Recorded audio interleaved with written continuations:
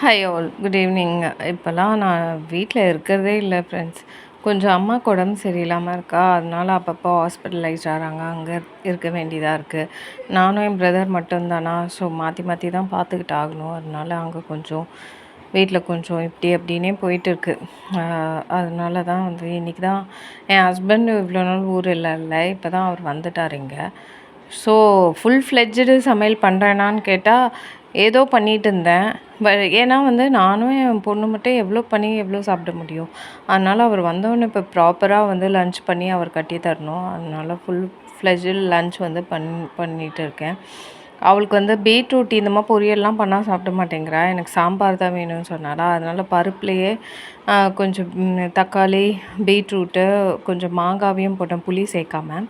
அது ஒரு taste enhance பண்ணுன்னு சொல்லிட்டு போட்டு அவளுக்கு பண்ணேன். இது பச்சை பயிறு முளைக்கட்டினது, அது உருளைக்கிழங்கு போட்டு மசிச்சு அவளுக்கு அப்படியே கொஞ்சம் உப்பு மிளகாத்தூள் அது போட்டு கொடுத்தோன்னா சாப்பிட்டுடுவா. இது கொஞ்சம் வேகலை, திரும்பி ஒரு 2 விசில் வச்சு மசிச்சு எடுத்திருக்கேன் ஃப்ரெண்ட்ஸ். அதான் சாம்பார் ரெடி. கொஞ்சம் ரசமும் வச்சு, அவருக்கு பீட்ரூட் சாம்பார் பிடிக்காது. ஒருத்தருக்கு ஒன்று பிடிக்கலன்னா அது வேறு ஆல்டர்னேட் வேறு ஏதாவது செய்யணுமா இருக்குது. அதுக்கப்புறம் வந்து அதான் அம்மாவுக்கு உடம்பு சரியில்லை, ஹாஸ்பிட்டலில் இருந்தாங்க. இப்போ வீட்டுக்கு வந்துட்டாங்க. பட் அங்கே சும்மாவே நம்ம உட்காந்துருப்போம் அந்த ஹாஸ்பிட்டல் வெளியே எமர்ஜென்சி ரூம் வெளியில் உட்காந்துருக்கும். எப்போவுமே நான் ஃபீல் பண்ணுறது உண்டு, டாக்டர்ஸ் ஆர் தி கிரேட் பர்சன்ஸ்ன்னு சொல்லிட்டு. என்ன ப்ரொஃபஷனாக இருந்தாலுமே வந்து அது டாக்டருக்கு ஈக்குவல் இல்லையோன்னு நான் நினைப்பேன். பட் மற்ற ப்ரொஃபஷனை வந்து குறை சொல்கிறதில்ல.